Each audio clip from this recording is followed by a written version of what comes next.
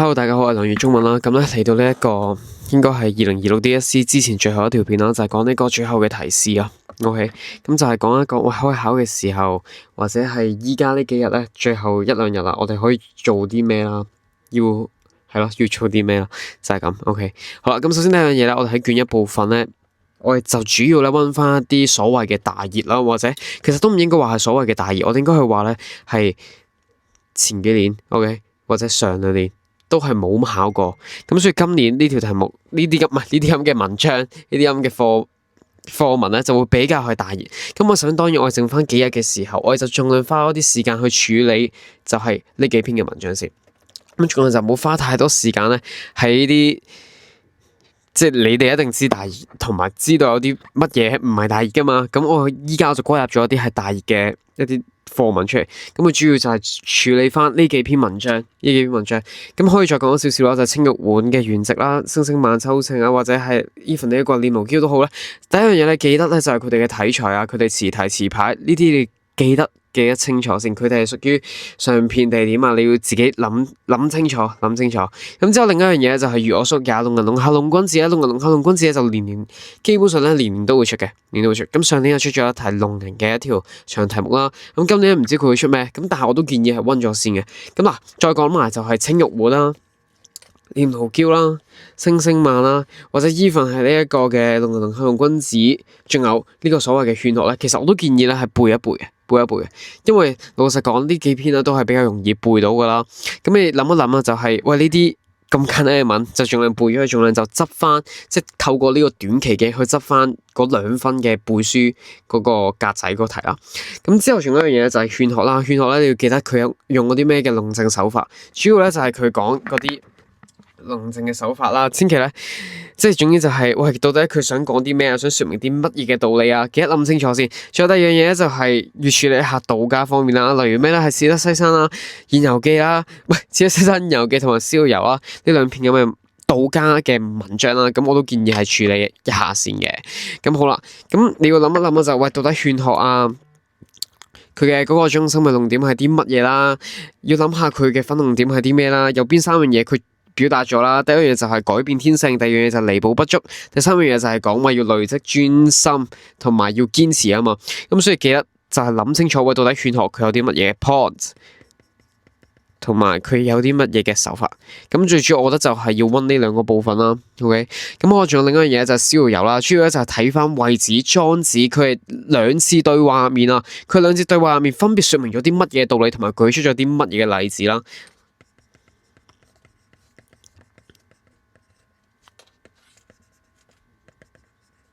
OK， 好啦，咁至於史德西山現遊記咧，咁我就覺得可以首先第一樣嘢就係諗一諗，就係喂，到底嗰個阿柳宗元啊，阿柳生佢到底佢嘅心情轉變啊 ？OK， 咁呢個就唔講啦。然後仲有一樣嘢就係喂，到底佢發現到西山有啲咩景色啊？咁我建議都可以溫一溫呢個部分啦，即係重點嗰句一定要背一背先啦。咁至於啦，就係話。例如出師表，然後如我叔也，仲有咩所謂咩廉頗啊、弄雙魚列傳啦，呢啲都係要靠翻你自己揾啦。咁我就唔講咁多啦。如果你係有補我嘅嗰個最後衝刺班咧，咁就基本上咧，你有溫到我俾你咁多題嘅 long question 咧，其實點都夠做嘅，所以就唔需要太擔心。咁我嘅立場都係嗰句啦，呢啲所謂嘅大熱，其實12篇佢俾得你，一定係要你溫嘅，只不過係按你擺幾多時間入去嘅程度嘅啫，即係要擺幾多時間入去啦。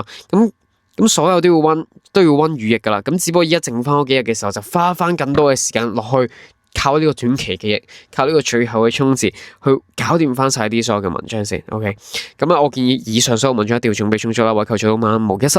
咁好啦，至於講閱讀理解嘅另一個部分啦，即係講佢粵報嘅白話文同埋文言文。咁其實咧，我自己立場我覺得就係，因為我係上年考啊嘛，咁我就覺得閱讀理解最重要咧，就係你心態要夠輕鬆啦，你要以平常心態去應對啦，要夠放鬆啦。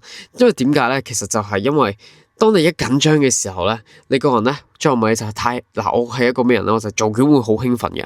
咁但係嗰陣時我就係太興奮啦，太同時太緊張啦，OK，咁我係連學生嘅嗰個叫乜？唔係學生嗰個考生編號，我真係冇寫到，因為我實在太緊張，我亦都唔知自己做緊啲咩，咁所以咧最後係跌咗少少 work 嘅，但係唔緊要嗱，因為咧已經有前人可鑑，冇前車可鑑，咁所以你就諗一諗啊，就係你依家咧記住，你入去考場之前嘅時候放鬆少少先，入到去嘅時候你用翻你最好嘅狀態、最冷靜嘅狀態去做，尤其是就係 MC 啦。咁點解我想講一講咧？就係 MC 嘅部分咧，因為其實 MC 嘅部分咧，其實係佔分都頗重嘅。如果連埋呢一個卷一嘅甲部，即係所謂嘅12篇啦，其實咧都係好抵嘅。點解咧？你諗下先，就係你做啱2題 MC 咧，其實抵過你喺長答度寫晒成篇嘅論文。嗱，你諗下，我1題 MC 咧就大概2分，大概2分。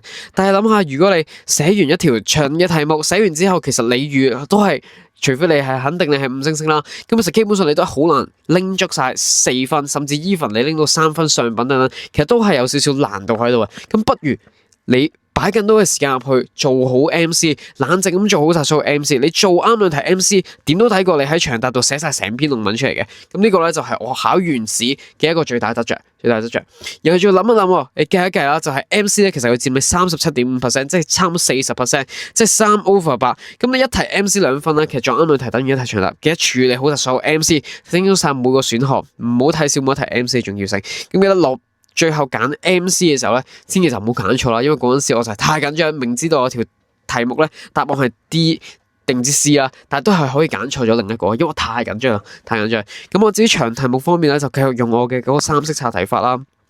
即係呢一個咧，就真係只能夠喺呢一個最後提示講一講。首先第一樣嘢就將一條長嘅題目拆分咗個3個細嘅部分，再嘗試咧喺文章入面揾出一個正確嘅答案。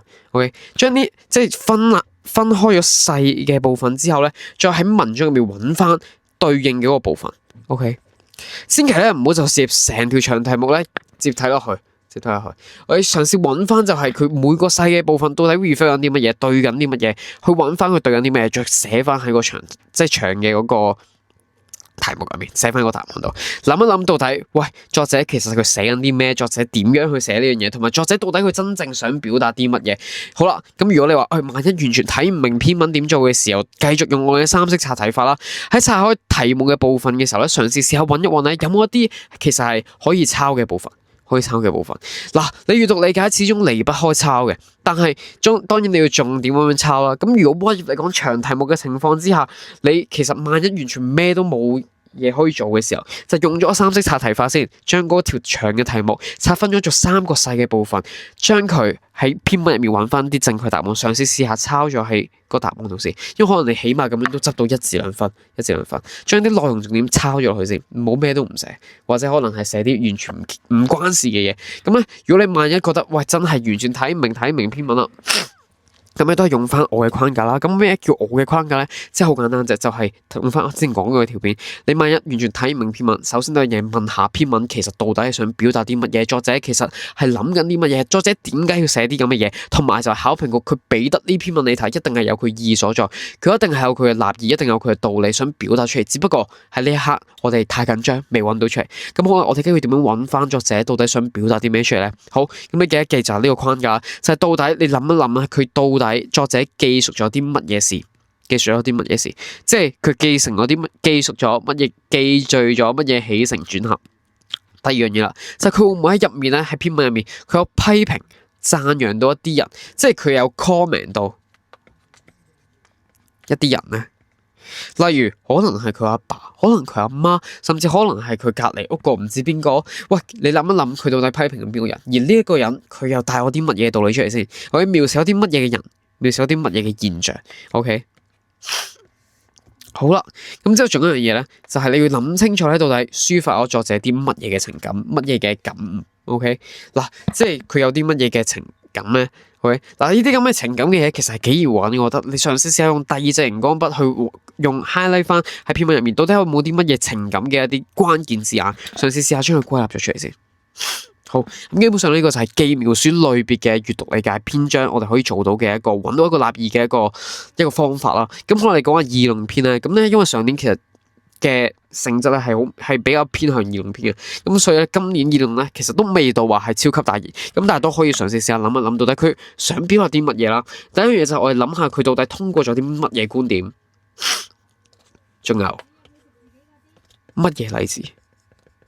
即係所謂嘅論據，要諗一諗佢到底用咗啲乜嘢去做啲咩呢？就係佢到底係踩一件事啊，定批評一件事啊？例如上年嗰篇，我們都以為自己是小說的主人公，其實佢就係批評緊啲咩啊？同埋佢讚揚緊啲咩？諗清楚先。OK， 仲有一樣嘢就係呼籲啲咩啊？點解我哋要睇小說啊？點解我哋要有文學嘅目光啊？就係要諗清楚到底作者佢其實想呼籲或者想強調啲乜嘢嘅重點。呢個就係議論文章我哋要揾到嘅嗰個立意嘅一個框架。OK， 好啦，咁之後呢，閱讀理解嘅標題。或者 even 係佢最後嘅幾段咧，其實都係成篇文章嘅重點所在嚟噶。佢同佢嘅立意係一定有關係嘅。我哋第一樣嘢我就諗一諗，到底標題即係佢題目嘅嗰個，唔係 sorry，佢標題即係佢嗰個篇章嘅名嘅意義先。OK， 例如啦，我們都以為自己是小說的主人公。OK， 小說對應緊啲乜嘢？比正路還長的漢子，咁咩叫做正路？咩叫做漢子？佢對應緊嘅係咩啊？咪就係人生咯。所以首先第一樣嘢就係諗一諗，喂，到底標題二其實講緊啲咩？其實佢暗中嘅時候，其實已經話我俾你聽，佢篇文嘅主題係啲咩噶。好，咁之後第二樣嘢啦，就係我哋有咗大概了解到佢所表達嘅一個主題嘅時候咧，我哋嘗試就係去睇題目。題目咧其實係一個幾好嘅嘢，即係你首先第一樣嘢你係要睇，第二樣嘢就係要睇題目先。因為題目咧其實就係一個指引嚟嘅，佢係一個你當係一個 GPS 啦，佢係去 guide 住你去做一樣嘢，去幫你去揾答案嘅。佢題目咧一定係會問得好清晰嘅。你嘗試冷靜少少先，就係將嗰個題目拆分咗做細部分，再嘗試喺篇文章入面揾翻個定位出嚟，嗱，題目作指引係咩意思咧？其實咧所有嘅題目啦，除咗第一題佢叫你分，即係叫你分結構啦，咁分結構呢樣嘢就可以最後先做啦，即係做晒所有嘢先做。咁但係基本上其他題目嘅 flow 啊，其實佢都係按住成篇文章由上至下咁去問你嘅。OK， 如果你睇翻上兩年嘅文章，其實佢都係按住成篇文嘅 flow 去問你嘅，咁所以你就唔需要太擔心呢樣嘢。第一樣嘢，除咗第一題之外，擺去最尾做，其他咧都係按住翻題目問你嘅去做，去睇篇文就得噶啦，唔需要一次過咧直接睇篇文，嘥咁多時間，睇完之後又唔記得佢問緊啲咩，咁不如直接睇題目，就住條題目去睇翻篇文咯。OK， 再去揾翻個答案出嚟，咁呢個就我建議嘅所謂嘅次序。好啦，咁至於文言部分記得咧分清楚，到底佢嗰一 part 咧係講緊個故事啊，定係講緊個史實 ？OK， 通常講緊個史實同埋故事嘅時候，其實都冇太多嘢要問，純粹都係問翻你我嗰個字詞代表咩意思，大概睇下你了唔了解到個故事講緊啲乜嘢。例如上年嘅食人 ，OK， 你理解到個史實，同埋你理解到個故事咧，然後再下一 part 嘅時候就係有人去 comment 呢一件事，去 comment 個故事 ，comment 其他嘅人，例如再上一年嘅嗰個道家一樣，所以你要諗清楚啦，到底邊一 part 係評論緊，邊一 part 係關個史實同故事事。OK，咁所以咧，嗱，依家咧呢一年咧正路咧就應該係道家嘅。咁如果係道家嘅時候，記得睇清楚佢個故事係想表達啲乜嘢，然後佢評論嘅嗰個人，佢哋嘅觀點啊，同道家或者係同儒家之間又有啲乜嘢掛鈎咧？諗清楚呢樣嘢之後，答翻長題目其實就足夠噶啦。好啦，咁之後就會講一講卷二嘅部分啦。咁卷二嘅部分咧，我哋都係賣大家，我直接咧就將呢個實用文我教嘅一個框架結構咧拎出嚟講一講先。咁呢個框架結構，首先我要戴翻個頭盔咧，就我唔會喺度教，因為咧我要保障翻實用文速成班嘅人啦。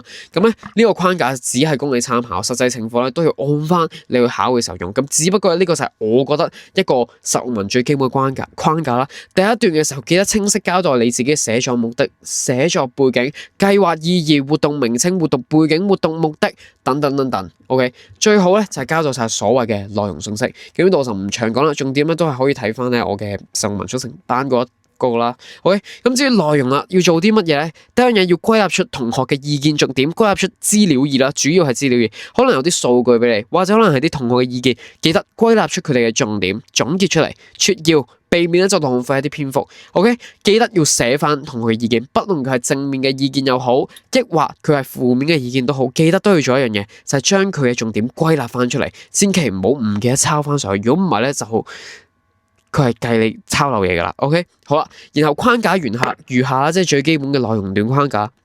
有連接詞、論點、回應意見、引資料、拓展目的。咁呢個咧我就唔長講啦，純粹係一個最 basic 嘅一個 flow。咁呢個咧都係要睇翻我實用文速成班嘅片。好啦，咁之後咧，拓展嘅時候咧，記得咧要回扣翻內容信息同題目要求啦，唔能夠咧淨係拓展活動嘅內容，而係諗一諗活動所帶出嘅意義，需要就住題目所問嘅效果、原因、背景有關，重點係在於佢哋嘅關係。咁呢個咧我都唔長講啦，照睇翻咧我手文書成版實。OK， 好啦，咁至於結尾咧就係好簡單一件事，唔需要寫太多嘢嘅，就咁講翻。呢個計劃一定能夠幫助到學生，一定一定需要OK， 希望同學能夠積極支持參與。咁呢個只不過咧係照翻上兩年嘅嗰個呼籲寫翻出嚟，咁但係重點都係要寫翻個浪水，就係要你帶出翻個寄望，帶出翻個指望。可能係如果你評論文章你踩佢嘅，咪希望佢作出改善咯。再唔係就係你提出個建議書啊嘛，你提出建議嘅時候，你咪希望校長去接納呢樣嘢。總之睇清楚翻就係你寄望係啲乜嘢先。最後感謝你閱讀，再唔係就係簡單一句希望佢希望佢去參加，其實都已經好足夠啦。咁記得就係要睇清翻自身嘅寫作任務啦。咁呢個位咧，我就唔係好想再重複長講啦。如果咧你係好想知道每一個寫作任務到底係要點做嘅話咧，就可以睇翻我嘅 IG 啦。咁我嘅 IG 咧係呢個，你可以睇翻咧我最新嘅嗰個 post 啊，實用文之必要咧。咁你可以睇一睇到底，喂，每一個唔同嘅計劃意義之間咧，佢哋要點樣做啦？咁我都再講少少啦。第一樣嘢咧，就係呢個咧係2024至2025嘅，要我哋做一個寫作嘅任務啦。咁第二樣嘢咧，就係如果我猜測佢出嘅花樣，就係叫我哋去評論計劃嘅可行性，再唔係就係作出一個改善建議啦，再唔係就係提出一個建議書啦，即係提出建議。咁你睇清楚到底佢叫你做嘅寫作任務係啲乜嘢啦？咁如果佢係叫你說明計劃意義，老實講，咪即係同上兩年嘅做法一樣咯。我做翻我教嘅框架就得噶啦，去推論出翻到底參與者有啲咩得益，有咩好處就已經足夠啦。咁第二個啦，就係叫你試就資料去評論計劃嘅可能性。OK， 諗一諗就係重點係在於評。OK， 評即係代表啲咩啊？代表你清晰交代你嘅立場所在咯。OK， 嗱，如果你支持嘅話，做法咧就同上面相同嘅基本上。但係如果你話反對嘅話咧，只要提出改善建議，清楚說明佢哋之間不足，諗下佢計劃意義同活動內容之間嘅關係，然後諗下佢到底成唔成功，個活動內容實踐到個計劃意義出嚟。咁呢個就係所謂嘅評，要你去諗嘅。第三樣就係作出改善建議。咁其實好簡單，即係叫你就住本身已有嘅資料去嘗試揾出翻個問題同埋不足，再提出改善建議，亦都代表咗咧，其實佢本身個計劃係唔完善嘅。你要諗翻就係點樣可以更加實踐到佢計劃意義。咁呢個就係最主要我猜測嘅三個嘅一個出題方式啦。咁我自己貼咧，我都覺得係文章類別嘅，同埋建議書。文章類別同埋建議書，咁如果佢今年考評局係好人嘅話，咁正路咧都係應該出翻專題文章呢啲咁簡單嘅文體嘅啫，亦都唔需要太擔心呢樣嘢嘅。咁另外一樣嘢就係抄同埋拓展啦，記得抄拓相生，先抄後拓。抄係代表你要處理資料，要消化，要劃重點，保留計劃意義同埋活動內容，要抄晒一啲重點內容，抄晒啲資料嘅重點字眼，千祈盡量就唔好轉字眼啦。另外一樣嘢就係拓展，就住資料去推論好處，思辨諗翻個計劃意義所在，同埋要回應意見，謹記。記得抄翻同學嘅意見重點，所有嘅寫作任務咧都係離不開計劃意義噶，謹記要拆開翻計劃意義去作出拓展，思考計劃意義啦，寫作目的同埋互動內容嘅三角關係。好啦，咁就再講少少啦，就係當你去改文嘅時候咧，咁咧呢幾個月啦，呢兩個月啦，我最主要就改咗400幾份嘅實文。咁我改文嘅時候咧，我就覺得最大嘅問題、最煩嘅嘢就係咩咧？就係好多同學咧，就係重點咧，就係佢哋要抄嘅嘢咧就唔抄。要拓展嘅嘢咧就唔拓展，再唔係就係要唔抄嘅嘢就抄埋，要唔拓展嘅嘢就拓展埋。咁你記得就係實用文重點係要睇翻個 data file 去處理翻資料，然後去提出你自己嘅見解啊嘛。咁咧呢一個咧就係喺我嘅嗰個 post 入面啦，我講到一樣嘢，就係咧。部分同學咧就將直抄之事咧轉咗重點字眼，而我嘅立場咧，我係覺得不可取。改卷者咧係應該以你所抄嘅重點字眼去進行批改。如果你直接轉咗重點字眼，例如個計劃意義轉咗重點字眼嘅時候，其實只不過係畫蛇添足，多此一舉。OK， 要諗清楚自己到底要抄啲乜嘢，要轉啲乜嘢。咁之後咧，我就講咗一句啦，到拓展嘅時候咧，再更換字眼就可以。結果咧 ，Flash 上面咧就有人喺度鞭炒啦。我唔開名啦，總之有人講啦。OK， 佢咧就斷章取義，就話我喺度教到拓展之時咧，再更換字眼就可以。但係佢根本就忽略咗我成個重點，喺度斷章取義。咁其實呢個真正重點，我講緊啲乜嘢咧？係課緊啲冇咁諗到好處嘅同學去諗一諗，就係到底如何更換到字眼。更換字眼嘅位，我係講緊喺拓展之時，OK， 而並唔係抄嘅時候，OK。嗱，拓展嘅時候咩叫做更換字眼咧？你要諗咩叫做更換字眼，就係講緊你個計劃內容、計劃嘅意義啊嘛。計劃嘅意義係要諗清楚先。個計劃意義係例如上年啦，就尊重寵物生命意識啊嘛。咁你咪就係要 put 翻，就係點樣轉字眼，令到你所表達嘅好處，其實都係同你計劃意義所在有關係咯。咁其實我就講呢度嘅轉字眼，但係我唔知點解會俾人斷章取義咧，就話我係教佢哋喺度轉抄嘅部分。咁呢個咧，只不過咧，我唔識講，我哋唔開名，費事講。OK，然後拓展方面咧，我記得我哋要推動翻參與者得益啦，或者諗下咧佢計劃嘅可行性。所有嘅拓展咧都需要以計劃嘅意義同埋寫作目的為本為根，再一一蔓延到重點之處。如果你拓展嘅時候失去咗計劃意義同埋你嘅寫作目的作拓展咧，其實就已經屬於過度拓展。即係諗下你而家嘅好處咧，淨係推動翻學生點樣得益啦。但係你寫嘅嗰個好處，其實根本就同你計劃意義同埋你嘅主題根本就完全冇所掛鈎嘅時候，咁其實就好難以拎到高分咯。記得所有嘅拓展，所有嘅好處都係要圍繞翻你嘅計劃意義所在。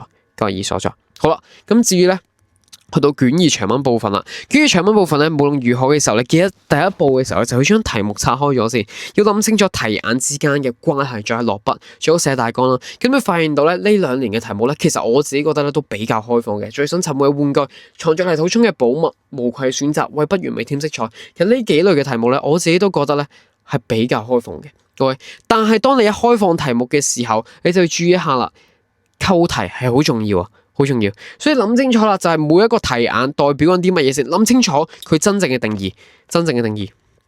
OK，嗱，例如藏在泥土中嘅寶物啦，即係我78分嘅嗰篇文啦。你要第一步諗一諗，就係到底乜嘢叫做泥土，乜嘢叫做寶物，而收埋喺泥土嘅原因係啲乜嘢，然後令到你掘翻出嚟嘅原因又係啲乜嘢咧？呢樣嘢4個步驟，其實就正正係扣緊呢條題目咯。OK，諗清楚成條題目嘅嗰個扣題位先，要諗清楚題眼嘅因果對立同埋邏輯關係，重點係在於佢哋之間嘅關係。泥土、寶物，其實呢兩樣嘢係完全唔拉楞噶嘛，但係點解佢哋有關係啊？正正就係因為個藏字咯，所以就住呢3個嘅字眼去扣題，OK，咁然後仲有一樣嘢，我覺得要做啲咩？就係你而家要整合一下你自己現有嘅素材同文章。咁你咧，如果你有補習啦，再唔係完全係冇補習嘅情況，你都係我建議咧要做呢個補習嘅。如果你有補習嘅時候，你係太多文要整合啊，因為有太多嘅素材、太多嘅嘢、太多嘅資料、太多嘅框架，OK，要背。咁首先第一樣嘢，你要諗一諗先，就係有啲乜嘢嘅框架，有啲咩素材，你覺得你自己係一定會用到啊？咁你咪嘗試試下寫一個表出嚟，話俾自己聽，有啲乜嘢題材，你而家就算考嘅時候，你都要即刻拎翻出嚟，整合一下，諗下自己有啲咩題材先。然後再唔係，如果你係冇補習嘅時候，你就諗一諗，有啲咩題材你係可以寫到出嚟。嘗試試下諗下，如果你而家空溜溜入到考場嘅時候，有啲咩題材你可以即刻可以背到出嚟，整合一下自己現有嘅題材同文章先。例如，如果你係有補我呢個隨口衝刺班嘅話，咁我講一講。首先第一步，左邊咧就寫一寫重遊舊地所見有感啦，因為我教你哋嗰篇咧就叫重遊舊地所見有感。咁右邊咧就係諗一諗啦，到底我呢篇文大概嘅框架，寫一寫大概嘅起承轉合，寫一寫嘅立意所在，諗下佢嘅升華所在，諗下佢想表達啲乜嘢，諗下佢主題到底係親情定係夢想。咁呢個咧就係要寫一寫，要喺呢一個最後嘅幾入面整合翻自己嗰個嘅題材出嚟，整合翻自己嘅框架出嚟。好啦，咁咧就要將自己已準備好嘅文章寫成一個簡單框架，喺最後幾日溫習嘅時候隨時反覆溫習，盡量溫習已寫好嘅文章。咁我就唔建議花太多時間作文同埋背文啦。要將你自己嘅重心咧係放喺重溫，而唔係學習啦呢幾日。如果你見到題目啦，即係你 first 一打開嘅時候見到嘅時候，一定係嘗試試下練習刷題，寫下大綱，諗立意升華，呢一啲係一啲免費資源嚟嘅。咁你咪嘗試試下見到一啲咁嘅題材嘅時候，嘗試試下查一查佢先。查一查佢先，諗一諗有啲乜嘢可以扣題位，或者有啲乜嘢你已經有嘅素材，用翻呢一個我教你嘅表嘅呢個表格方式咧，諗下呢啲咁嘅題材入面會唔會可以套用到落去題目入面先。好啦，另外就要諗清楚你嘅立意啦，記得你所有嘅情節咧寫嘅時候都要緊扣立意去着墨，每次落筆嘅時候都要諗清楚，就係你所寫嘅情節到底有冇緊扣題眼，尤其是而家題目越嚟越開放嘅情況之下咧，佢情節與情節之間咧可能你就會失去咗關係。你緊記翻，就算題目幾咁開放都好，都要扣翻題目，要作出定義，就係咁。咁嚟到呢一步嘅時候咧，就希望咧最後祝福大家咧旗開得勝，奪星而回，前程感受。咁你話前程似錦，咁如果你話有啲乜嘢最後一步前一日要做嘅嘢，或者係考完嘅時候有啲乜嘢要做咧，我自己建議咧第一樣嘢就千祈咧唔好去做一個對答案嘅行為。第二樣嘢就係唔好睇人大綱。OK， 嗱呢個咧我都係講過好多次啦。點解咧？第一樣嘢就係對答案。對答案咧係一個超級無敵弱智嘅一件事嚟嘅。點解咧？因為咧好多嗰啲反社會人格嘅人咧係會出嚟噶，尤其是喺 Flash 上面。咁咧上年我考2025嘅時候咧，咁我唔開名啦。總之就係一個補習佬啦。咁佢補習佬嘅時候去做啲乜嘢咧？就喺度 spread 啲錯嘅 answer 出嚟。